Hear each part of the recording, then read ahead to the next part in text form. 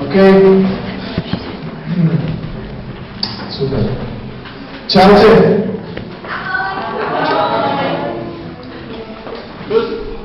Čus. Podľa mňa. Ideme dať viac svetla, lebo prospia. Tam na nich. Pre mňa je to nebezpečné. Tomu vrem. OK. Dobre, čaute, Nightlife Camp. Som strašne rád, že tu môžem byť s vami. Aj my sme radi. Úplne mega, úplne super. Cítiš sa, že v tebe prúdi život? Je to pravda táto téma? Cítiš sa živý? Fakt? Super. Fanúšikovia Eška, Tatran, Poprad sa cítia živší, jak vy. Cítiš sa živý?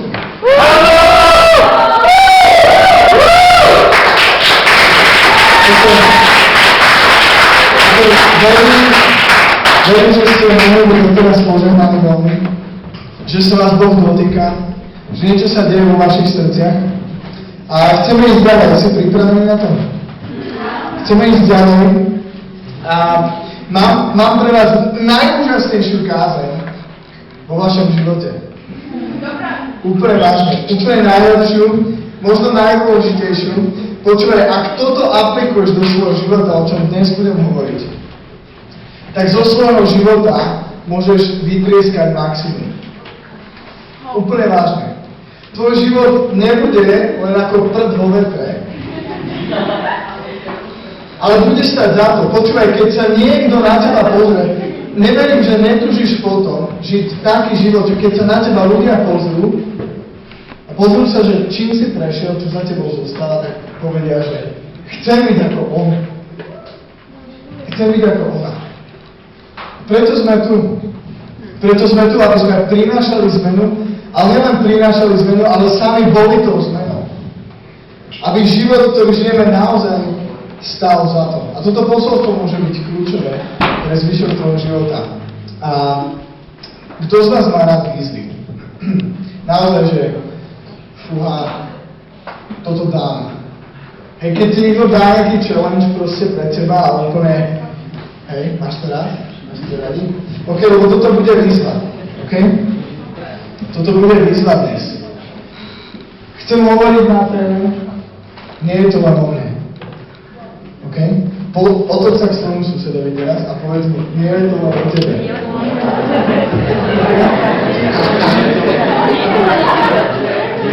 Nie je to len o tebe.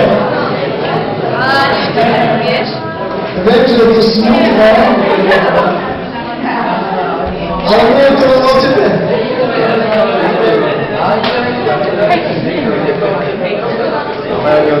Počúvaj, nie si centrom vesmíru. Všetko sa netočí len okolo teba. To je už nemusíš hovoriť, dobre? Už nehovoríme susedom, že všetko sa netočí okolo teba. Počúvajte. Ale toto je dôležité. Evangelium, aj vy vzadu chalani, neruším vás. Poďte, keď chceš s nami striedať, poď. Počúvajte, chalani. Evangelium o Ježišovi Kristovi je tou najlepšou správou pre každého človeka, ktorý žije na tejto zemi. A asi najdôležitejšou. Je to centrum kresťanstva, centrum dejín, tá najdôležitejšia vec. To, čo Ježiš Kristus urobil na kríži. Vďaka tomu, čo urobil na kríži pre teba, pre mňa a pre každého jedného človeka, ktorý chodí tam vonku v Bratislave, odkiaľkoľvek sme, hoci to neprijali, aj za nich to urobil. To je to najdôležitejšie. Počúvaj, práve preto, čo Ježiš urobil, máš večný život. OK? To znamená, čo? Že môžeš žiť na veky. A ten život, to je pravda. Máš, počúvaj, toto je brutál vec. Máš odpustenie hriechov. Tvoje hriechy boli odpustené. A máš pokoj s Bohom. To znamená, že Boh je na tvojej strane. Boh ti fandí. Spravil všetko pre teba. Už sa viac nemusíš snažiť niečo si dokázať pred Bohom a myslieť si, že preto, že som toto spravil, Bože, tak teraz budeš na mňa asi lepšie pozerať. Takto to dnes nefunguje. OK? Pre niektorých to je možno zlá správa, ale pre všetkých by to mala byť naozaj dobrá správa. Si oslobodený od toho. Boh ťa miluje. OK? Spravil pre teba všetko, dostal si to všetko, počúvaj, zadarmo. Zadarmo, z Božej milosti. Jedný z mojich najobľúbenejších veršov teraz v Biblii prečítam, dobre? A počúvajte, keď môžete, tak toto sa naučte sa to naspamäť, tieto verše, ok? Efeským 2. kapitola 8-9. Lebo milosťou ste spásení skrze vieru. A to nie sami zo seba, je to dar Boží. Nie zo skutkov, aby sa nikto nechválil. Ok? Počúvaj, nemáš sa čím chváliť. To je dosť vygoda, čo? Proste, teraz je znova čas povedať to susedovi, ok? Nemáš sa čím chváliť.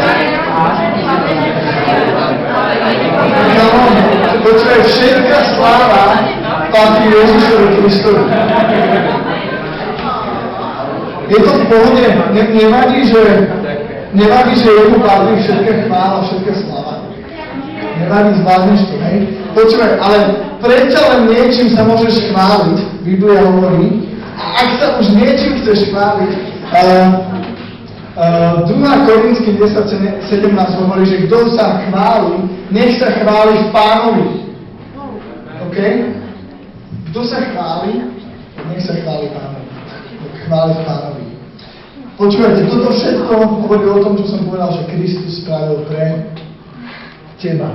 Ale hovoríme, že to nie je len o tebe. Ak by to tu malo skončiť, tak je to dosť slabé. Ak by to malo byť všetko, ja som rád, že títo verše pokračujú ďalej. 10. verš. Veď sme jeho dielo, stvorený v Kristovi Ježišovi, prečo? Na dobré skutky, ktorých nás Boh už prvom uspôsobil urobiť. Počúvaj, Boh ťa stvoril tak, stvoril ťa tak, že máš nejaký potenciál v sebe. Vieš, čo to je potenciál? Máš v sebe schopnosti, dary, skrze ktoré ti Boh dal zdarma a očakáva sa od teba, že ich budeš používať. Že budeš aktívny. Na toto si bol stvorený. Očakáva sa to od teba. A v skutočnosti, ak si v Kristovi Ježišovi, máš najlepšiu východiskovú pozíciu, aby sa to dialo, aby to bola realita. Počúvaj, tvoje spasenie, to, že si zachránený, že máš večný život, to vydobil Ježiš Kristus na kríži pre teba. To nie je cieľová rovinka. To je štartovacia čiara pre teba. Chápeš? To nie je, že som spasený. Pohode. Všetko mám za sebou. To je štartovacia čiara. Ešte Ježiš Kristus, keď myslel na kríži. Niekoľko hodín tam myslel. Stalo sa to, že sa zatiahla úplne obloha, úplne prišla tma a Boh potrestal svojho syna. A keď bol potrestaný každý jeden hriech, ktorý bol na ňom, to neboli jeho hriechy, keď to boli moje a tvoje. Keď sa to všetko stalo, tak Ježiš zakričal čo? Je dokonané. A to ešte neznamená, že on skončil. Dokonal to, čo dokonal. A teraz si tu ty, Ježiš Kristus odišiel z tejto zeme, nezostal v hrobe, Ježiš žije. Išiel hore a si tu ty, aby si pokračoval v diele, ktoré má pre teba. Ježiš ešte neskončil. A je veľmi dôležité uvedomiť si a mať zjavenie v tom, že toto je to, čo Ježiš spravil, preto nič nemôžeme spraviť a tu niekde začína moja zodpovednosť. A tu Tu sa teraz dostávam do časti kázne, kedy väčšinou ľudia vôbec nekričia nadšení. A vôbec to obraz neočakávam. Podstatné je to, si uvedomuj jednu vec, otvor svoje srdce, nech slova, ktoré budem hovoriť, sa dostanú do tvojho srdca a nech prinesú ovocie. Toto očakávam. Ešte chvíľku budem úprimný. Vieš, čo ma trápi? Keď sa pozerám na mladých ľudí, mladých kresťanov, všeobecne, hej, proste celkovo tu u nás, tak vidím mnohokrát takú pasivitu a pohodlnosť. Také, že tu som, mne, haló, pomodlite sa niekto za mňa, mne stále, tak sa nejakým spôsobom stále len cítime akoby radi, hej. Predstav si to obrazne, okay, do reálneho sveta. Predstav si, že budeš celý život len príjmať potravu a žiadnym spôsobom by sa z teba nevylúčoval.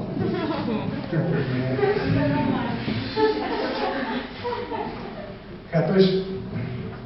Nie sme stvorení len preto, aby sme sa konštantne, duchovne prejedali, cítili.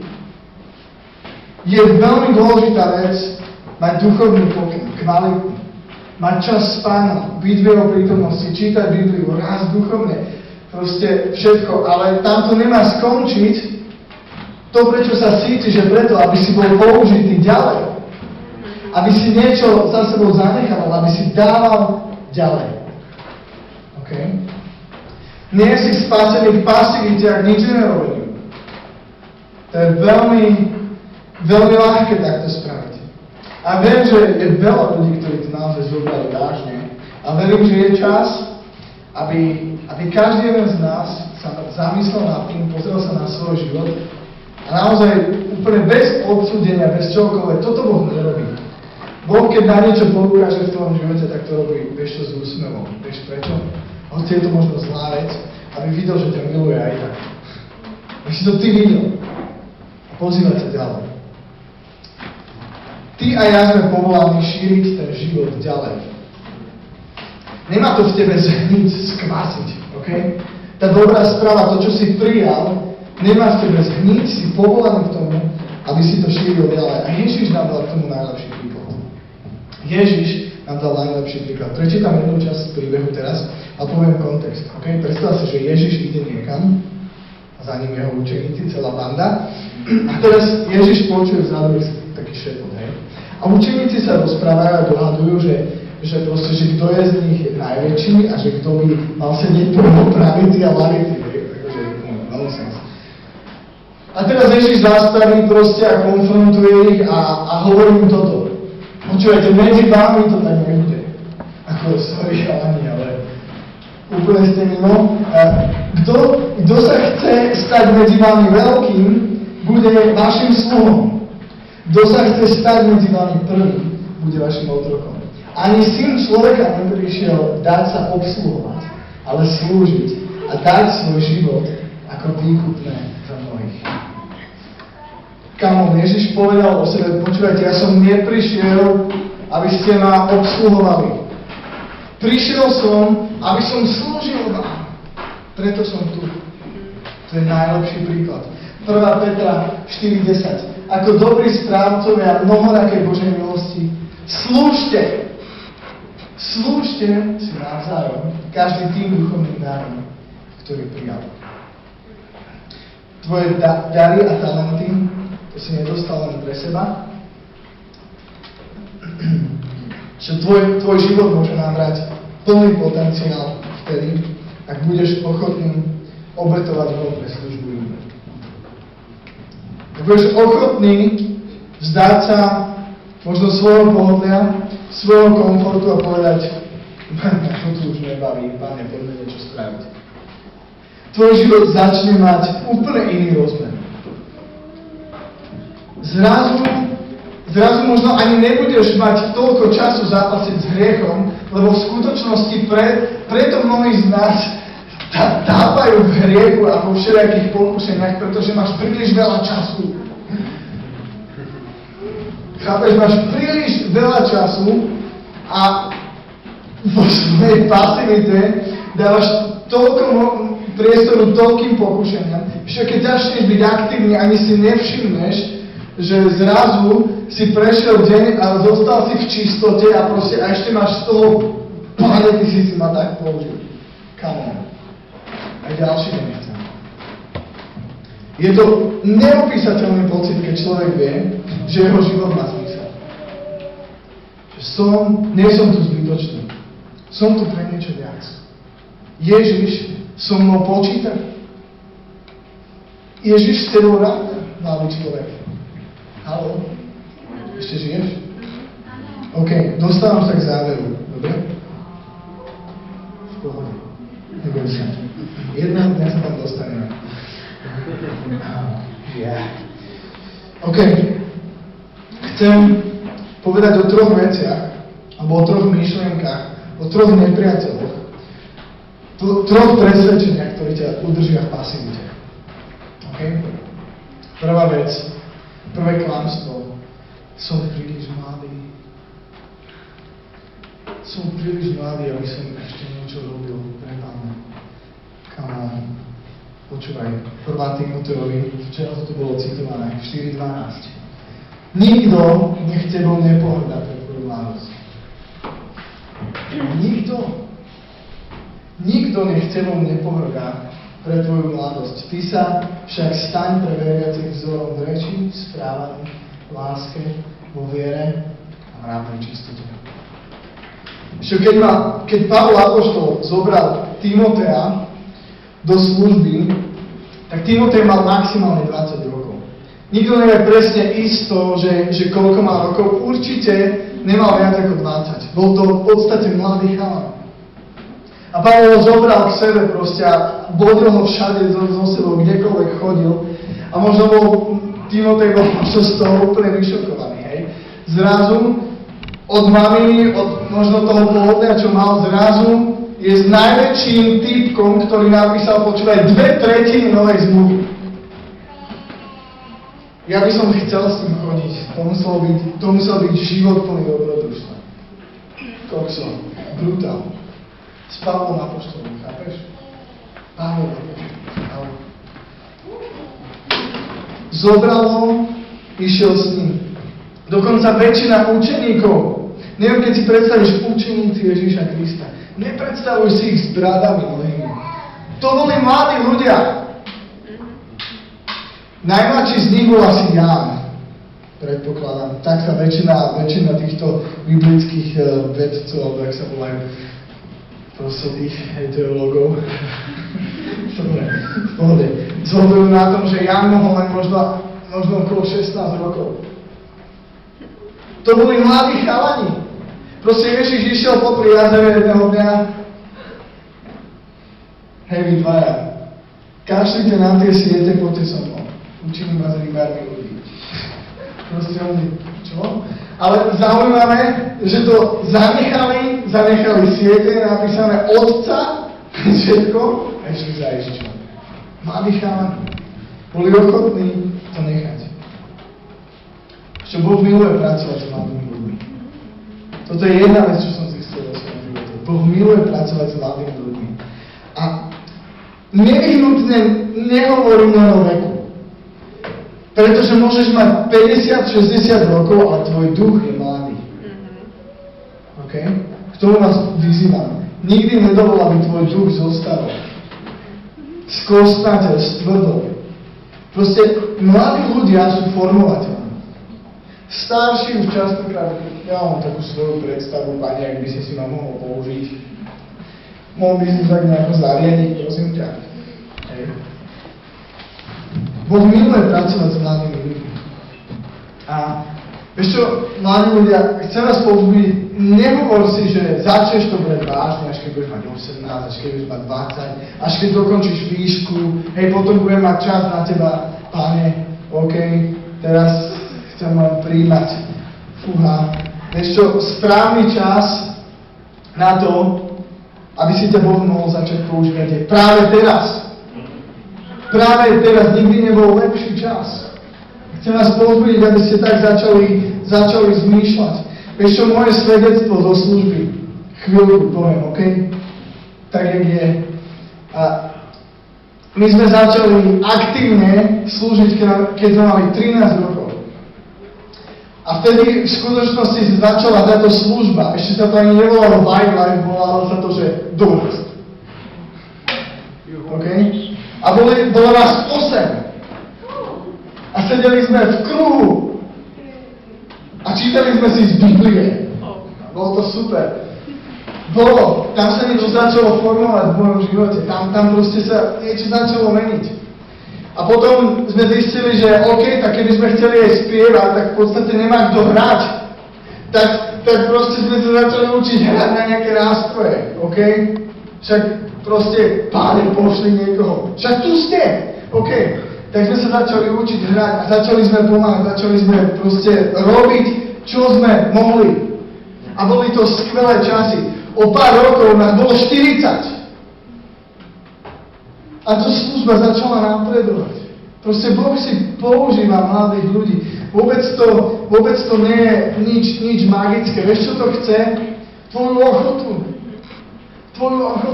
Vieš čo, moja prvá kázeň bola, keď som mal 17 rokov. A bolo to na tábore. A kázal som o modlitbe. A kázal som zle. A čo?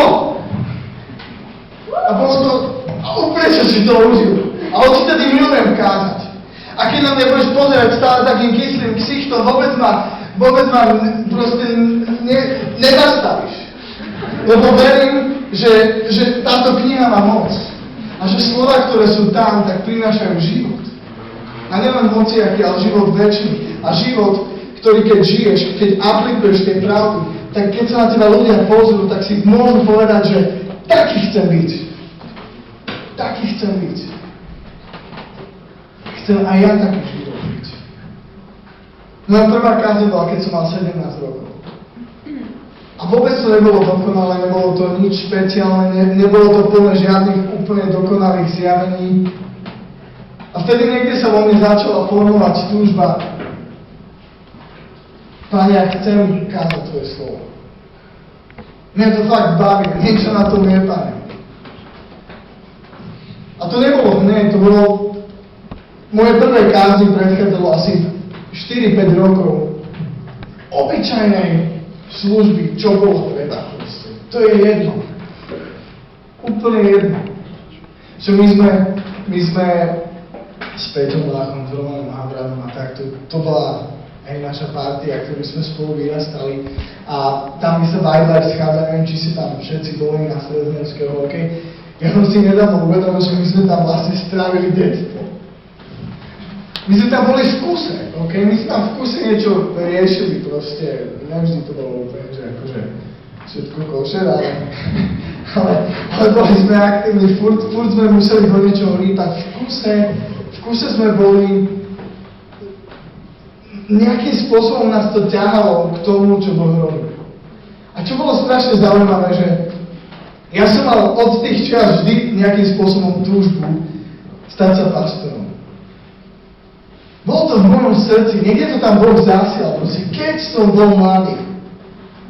Roman Havran, ten, ktorý je teraz misionárom v Južnej Dakote v Amerike a slúžia s Barťou, čoskoro so svojimi 5 deťmi, tam americkým indiánom. Roman mal vždy túžbu, že on chce byť misionár. Proste to je úplne divné. Toto bolo v jeho srdci. A on to furt búchalo hlavu, keď čítal tie knižky o indiánoch. Proste. A Peťo, proste ten v kuse niečo s hudbou. V kuse niečo s chválami proste. Ešte veľká väčšina tých piesní, ktoré spievame, to zložil Peťo. A to nie, že chvála, sláva všemocnému Peťovi. To je dar, ktorý Boh dal jemu a ktorý on začal používať, pracovať a rozvíjať. A skrze to mohlo byť mnoho ľudí požehnaných a dodnes je. Toto je úplne simple svedectvo. Nič špeciálne, nič. Tomáš, 13-ročný, chcem, aby si teraz začal motať káble. Možno očakávaš nejaké špeciálne povolanie k tomu, ktoré ťa vytrhne z pasivity, vieš čo? Come on. Možno mnohí z vás nie ste povolaní do služby, ktoré som teraz popisoval. Možno nie si povolaní, aby si bol pastorom. To vôbec nevadí. Každý z nás je povolaný. Má na svojom živote nejaké povolanie a nejaké poslanie. Boh ťa stvoril s nejakým zámerom a je dobré, aby si ho naplnil. Pretože to je ten život, ktorý stojí za to žiť. To nie je tá nuda. To je niečo špecifické. Takže nedaj sa oklamať tým, že si príliš mladý. Zabudni na to. Teraz je čas začať sa modliť, teraz je čas začať niečo robiť. OK, druhá vec, druhé možno klamstvo, alebo veci, ktoré to môže udržať v pasivite. Ježiš hovorí, že ty vôbec nepoznáš svoje povolanie alebo svoje dary. Ja vôbec neviem, v čom som dobrý, Tomáš. Mňa Boh si chce použiť na niečo? V prvom rade, každý je povolaný, Boh s tebou počíta. A zo skúseností hovorím jedno. Ak nevieš, čo je tvoj dar, v čom si dobrý, čo ti ide, vieš, ako to zistíš najlepšie? Rob niečo! Začni robiť čokoľvek. Chyť do ruky, neviem, tú gitaru a možno zistíš, že vlastne si mal chytiť klavír. Ale keby si nechytil tú gitaru, ani si netušil možno o tom, že vlastne lepšie by ti išiel klavír. Proste rob niečo. Správ niečo. Neseď pasívne na zadku a modli sa, Páne, ukáž mi, v čom som dobrý. Ešte takto to nefunguje. Potrebuješ byť aktívny. Potrebuješ použiť to, čo máš vo svojich rukách. Vieš čo, Boh dal do tvojho srdca nejaké sny. Máte nejaké sny vôbec? Snívate o niečom, že Bože, toto by som chcel pre teba. Máte také niečo, hej? Ja mám. Túžim, vo svojom srdci mám veci, ktoré by som chcel pre Pána robiť. A to nemusí byť len v cirkvi, OK? To môžu byť veci, ktoré sa týkajú, ja neviem, biznisu, možno chceš pre Božie kráľovstvo proste prinášať peniaze. Prečo nie? Možno chceš byť dobrý chirurg. Máš sen vo svojom srdci, máš túžbu, ktorú ťa Boh rozumie. Vieš čo? Ak máš takúto túžbu vo svojom srdci, robiť niečo pre Pána, začni pracovať s tým, čo máš vo svojich rukách. OK? Pretože to je cesta k tomu, aby to, čo bolo v tvojom srdci, sa mohlo stať realitou. Ak začneš robiť niečo, čokoľvek, to je cesta k tomu, že to, čo je v tvojom srdci, sa môže stať realitou.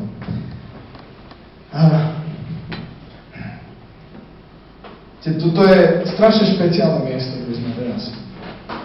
Pre mňa osobne je to veľmi nostalgické miesto plné spomienok. Na tomto mieste, keď som bol vedúci Wildlife, tu sme boli 3-krát po sebe v rokoch 2008, 9, 10. Tu toľko ľudí zažilo Boží život. A keď zavriem oči, tak to vidím. Jeden moment nás tu bolo 120. Po tú zadnú stenu takto ľudia úplne boli plot, hej, všetko tu bolo.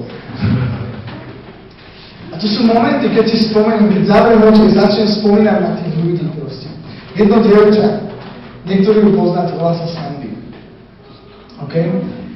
V roku 2008, keď sme tu boli na tábore, tu už boli tu aj tieto lavice, ale boli tu len polovica a bolo tu veľa stoličiek, normálne, hej? A táto holka prvý večer, tu sme proste riešili, hej, milión vecí, vedúci to poznáte. Táto holka bola proste jedna z vás, vôbec nezapojená v ničom, táto prišla, prvý večer, povedala, Tomáš, ja by som strašne chcela niečím pomôcť. Viete čo, a toto, keď počuje nejaký vedúci, nejaký pastor, tak to je vyvíjač poistí, hej. Ja som proste, že a hovorím mi, Sandy, počúvaj, ak dokážeš spraviť to, že každý večer, predtým, jak začneme, tak táto miestnosť sa dá do poriadku, že budú stoličky v radoch, budú tu smeti a tak ďalej, hej. Nájdi si nejakých ľudí, nech ti pomôžu. Ak toto vieš zabezpečiť, urobíš viac ako dosť. To keby ste videli, ako to vždy bolo v stave, hneď po prvom večeri, akože stoličky všade, úplne brutálne jedno, hej. A trvalo 30 minút, kým sme to dali dokopy. Vieš čo? Táto holka tak verne, ani jeden večer som sa nemusel trápiť, že či tu bude poriadok.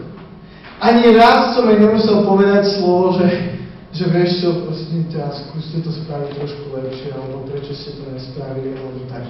Táto holka verne slúžila a od toho roku stále ďalej a ďalej. Vždy bola ochotná pomôcť, iniciatívne prišla, to nebolo, že musíš dojsť na ňou, zapriať s ňou, aby sa zobudila. Proste nie, ona prišla skôr, jak som ja stihol ju požiadať. Vieš čo, dnes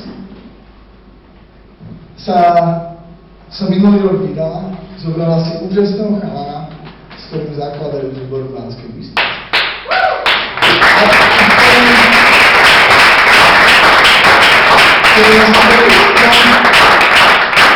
To je svedectvo o vernosti, o tom, že Boh niečo robí v tom živote, že ťa formuje. Že jednoducho, to neznamená, že celý život budeš ukladať stoličky. Ale na toto obdobie možno to potrebuje tvoj charakter. Pretože mnoho ľudí sa vidí tu na pódiu, možno sa vidíš za Davici, možno sa vidíš, že s gitarou a vedieš ľudí vo chválach a vieš čo, tvoj dar ťa tam môže dostať, ale len tvoj charakter ťa tam udrží. Len to, že budeš zbudovaný, že budeš pevný vo viere, len to ťa tam udrží. Pretože inak budeš robiť nonsensy a budeš si vyžadovať, a prečo to nemám dielí utelák? A pýcha a iné veci budú povstávať v tvojom vnútri. A možno len preto, že keď si mal 13-14, Boh chcel s týmito vecami jednať, keď ti dal výzvu, či nemôžeš pomôcť niečím úplne jednoduchým, čo vôbec možno nesedí s tým, čo máš v srdci, ale tvoje ruky mohli pomôcť niečomu, aby tvoje srdce mohlo byť menené a formované. Toto je realita. Sú tu ďalší ľudia. Mnohí veľmi verní služobníci, ktorí tu dnes sedia ešte z mojich čias, to boli všetko aktívni ľudia. Tí ľudia, ktorí boli vždy aktívni, vždy chceli niečo, boli ochotní, keď ich niekto o niečo poprosil. Ešte ja to spravím. Dobre. OK. Tí ľudia dnes niekde sú. Tí ľudia dnes naozaj, počúvajte, niekde sú. Viacerí tu sedia dnes. Lenka. Veronika. Samozrejme. Maťo.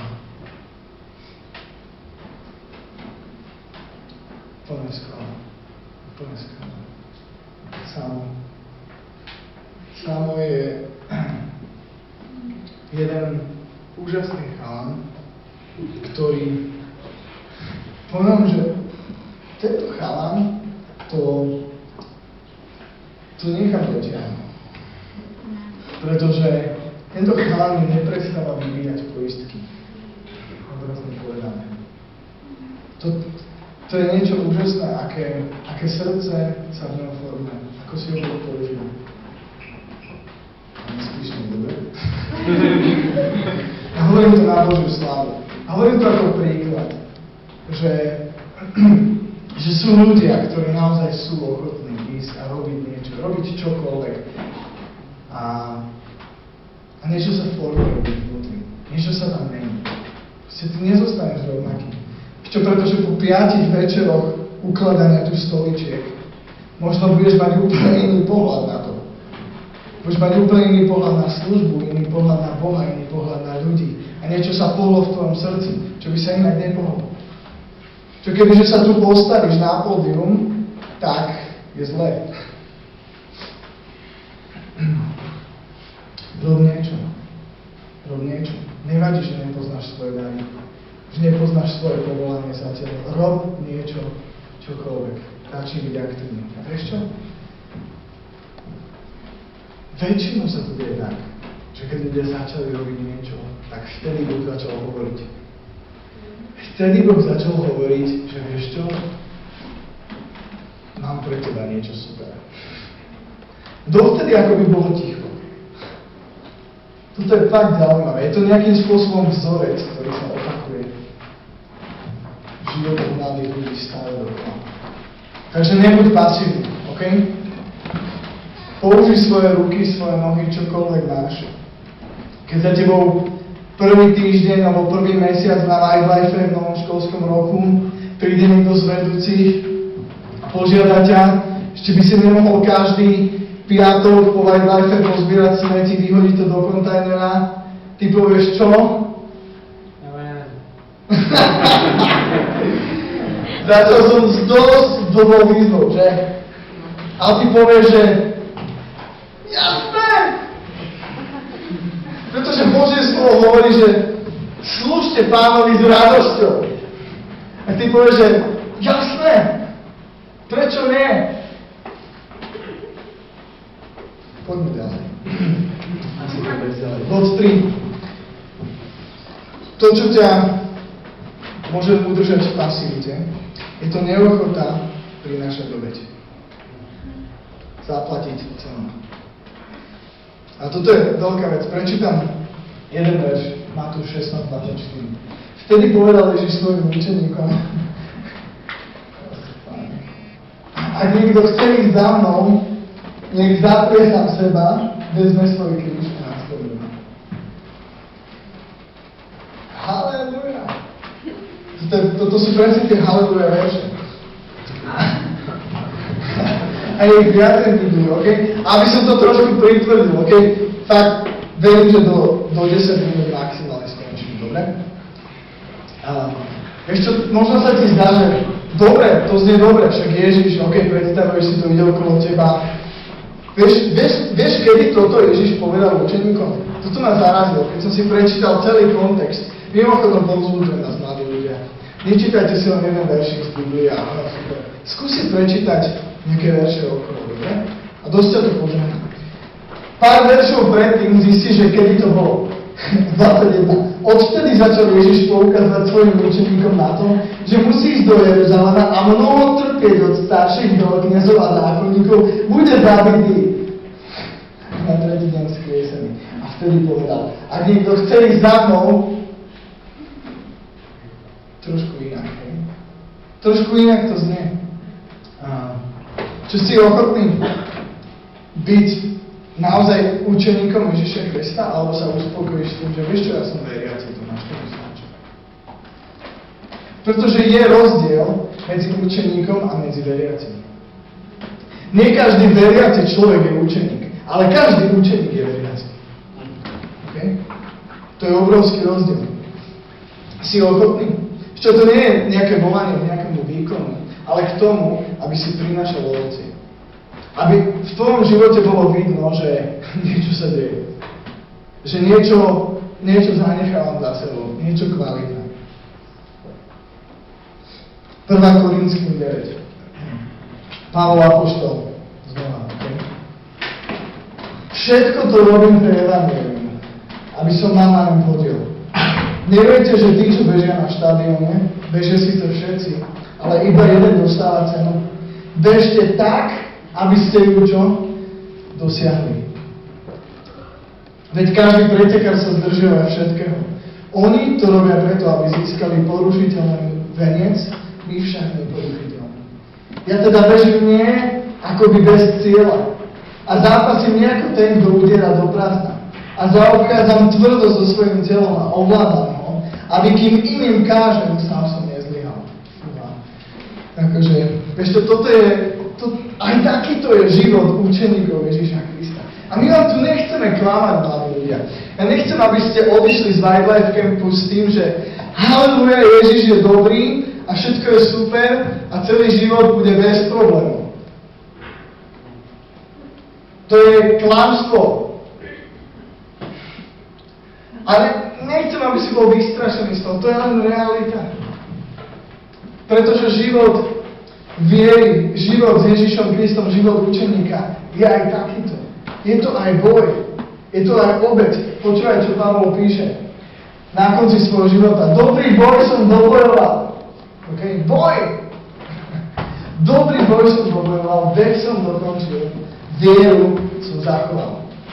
A keď píše tomu istému Timotejovi, o ktorom sme hovorili v prvom bode, tak píše toto. Timotej, bojuj dobrý boj viery. A pevne sa priveže aj večného života, do ktorého si povolaný, ku ktorému si sa prihlásil dobrým význaním pred mnohými svetkami. Aj takáto je časť života učeníka Ježiša Krista. Je aj časť nášho života, ktorá musí byť charakteristická tým, že sme ochotní niečo obetovať.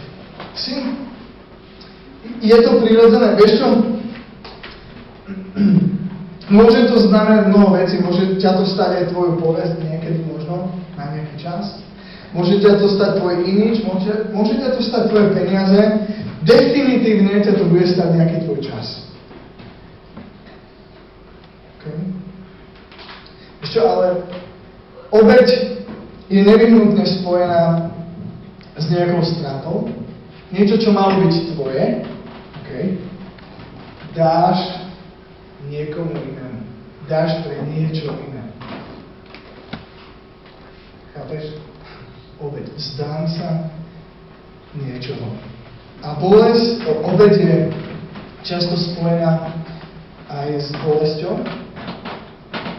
A viem, že sme generácia, ktorá nerada trpí a už máme všetky možné prostriedky na to, aby sme predchádzali bolesti. Ak ideš k zubárovi, nevždy boli také výmoženosti, že ti napíchajú všade injekcie a ty v pohodičke. Co tam vrta, a všetko. A vďaka Bohu za to. Ale nejakým spôsobom mám pocit, že nie sme ochotní akceptovať bolesť. Bojíme sa bolesti. A všetko chceme rýchlo, instantne, OK? Pane, nauč ma byť trpezlivý, ale hneď! Chápeš? OK. Hovorím o situáciách, kedy máš niečo obetovať a ty zo strachu pred bolesťou, pretože to naruší tvoju komfortnú zónu, cúvneš a zostaneš na tom istom mieste, kde si bol predtým.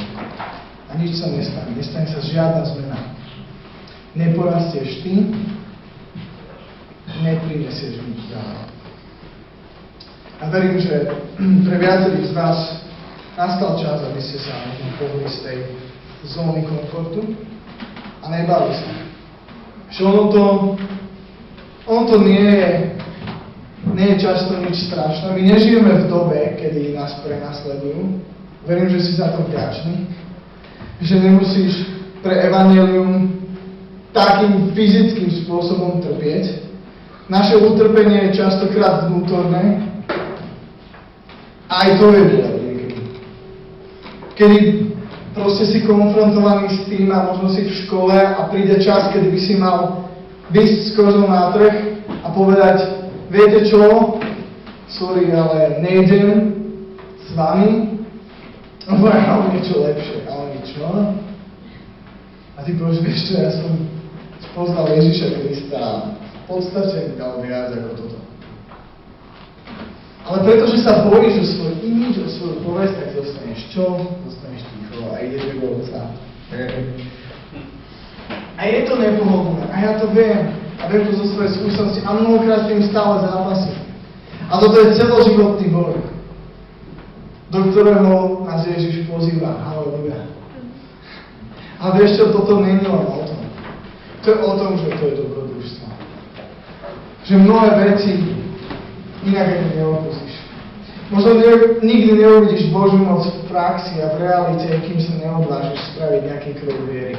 Kým si nepovieš, že ja to kašľa, idem na to. Skúsim, Pane. Vykročíš. Urobíš niečo. Ešte keď Ježiš chodil po tejto zemi, Ježiš bol ako človek. On mal pocity. Cítil bolesť. On si všetkým prešiel. Píše sa v Židom 12. kapitole, že Ježiš pretrpel kríž.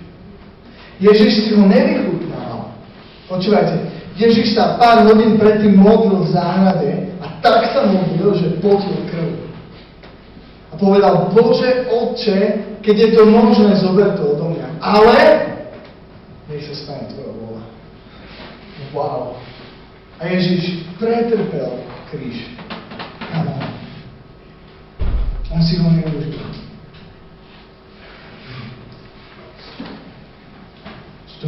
Význam bolesti a obete je aj v tom, že Boh ťa vychováva, pracuje na tebe, na tvojom charaktere a má svoj dobrý plán. Budem končiť a prečítam posledné dve pasáže z písma. Tým vás chcem potešiť. Nie je to len o tebe, a nie si na to sám. Okay? Ten poklad však máme v hlinených nádobách, aby nesmierna moc bola z Boha a nie z nás. A tieto ďalšie verše milujem, pretože sú pre mňa povzbudením v mnohých chvíľach. Zo všetkých strán sme súžovaní, no nie stiesnení. Sme bezradní, no nie zúfalí. Sme prenasledovaní, no nie opustení. Sme zmietaní, no nehynieme. Stále nosíme na tele Ježišovo zomieranie, aby bol na našom tele zjavný aj Ježišov život. Lebo dokiaľ žijeme, pre Ježiša sme vydávaní na smrť, aby sa aj Ježišov život zjavil na našom smrteľnom tele. A tak v nás pôsobí smrť, no vo vás život. Preto neochápujme, ale aj keď náš vonkajší človek hynie, náš vnútorný sa obnovuje z obnájení. Veď toto naše terajšie ľahké súženie nám získa nesmierne bohatstvo večnej slávy. Keď nehľadíme na viditeľné, ale na neviditeľné. Lebo viditeľné je dočasné, neviditeľné je však večné.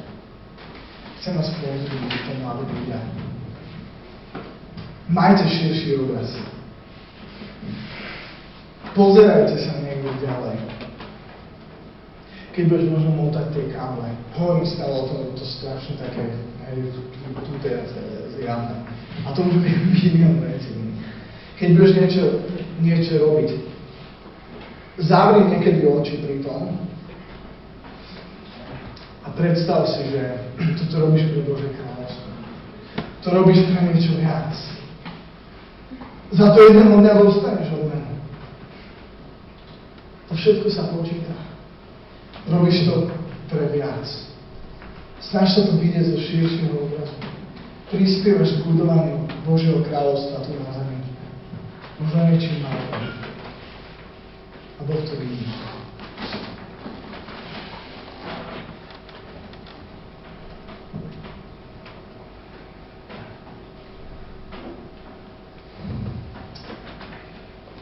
Toto vlastne bola už aj výzva, celá káva. To si asi pochopil. Dnes nebudem mať nejakú špeciálnu výzvu, ale jednu chcem dať. A to bude veľmi špecifická a potom uvidíme, môžeme aj skončiť. Pretože niekedy je dobré, aby v pokoji v tebe zostalo slovo, ktoré bolo zasiaté, aby si ho mohol rozmýšľať, OK? Je to v pohode? Nevadí? OK. Chcem sa spýtať, teraz to možno pre niektorých z vás bude, že budeš musieť ísť z komfortnej zóny. Veľmi špecifickú vec mi položil Boh na srdce. A práve preto, že ja cítim na svojom živote, ja viem, že som povolaný, aby som bol kazateľom, aby som bol pastorom, aby som slúžil Bohu priamo v cirkvi. A Božie slovo hovorí, Pavol apoštol píše Timoteovi znova, že ak niekto túži po takejto veci, ak niekto túži byť v cirkvi, ak túži byť pastorom, tam sa píše o biskupovi, ale to je o správcovi, hej, o pastorovi, o tejto špecifickej službe, tak túži po dobré veci. Bol prekvapený niekoľkokrát z toho slova, ale nechcem to len úzko zúžiť len na rolu pastora, ale chcem poprosiť vás, ak niektorí ste tu náhodou, a to sa týka všetkých, OK? Môžeš byť aj medzi vedúcimi, nemusíš byť len fakt. Ak vieš, že si prijal vo svojom živote povolanie a poslanie, aby si bol služobníkom v cirkvi, akejkoľvek pozícii, či to má byť pastor, či vieš, že máš byť proste vedúci chvál, či máš byť misionár, možno to, čo presne Michal, keď to včera spomínal a potom sám ho potvrdil, v skutočnosti pred týždňom Boh dal na srdce to, aby som sa modlil za týchto ľudí. A ja som vôbec nevedel, o čom Michal bude kázať a nič také, ale Boh mi dal špecificky na srdce to, že sa mám modliť za takýchto ľudí. Tak ak je tu niekto z vás s týmto poslaním a vieš o tom, vieš, že to je v tvojom srdci a možno vieš, že to je ešte dlhá cesta, to nevadí, tak ja by som len chcel, že možno by ste boli takí odvážni a prišli sem dopredu. My sme sa za vás modlili, krátko vám požehnáme a pôjdeme ďalej. Ak naozaj to nie je to hanba, je to dobrá vec, je to úplne skvelé, tak poďte dopredu. Normálne odvážne. Oh yes. Môžete to tak postaviť. Okay? Wow. Super. No, to je okay. Niekto si píšte zoznam. Wow. Ďakujem. Ďakujem za vašu odvahu, mladí ľudia.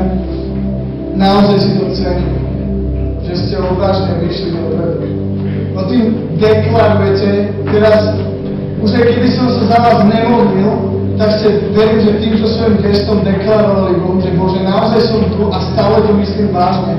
To je jedno, že teraz sa na to necítim, ale som tu a myslím to vážne. Je to tak?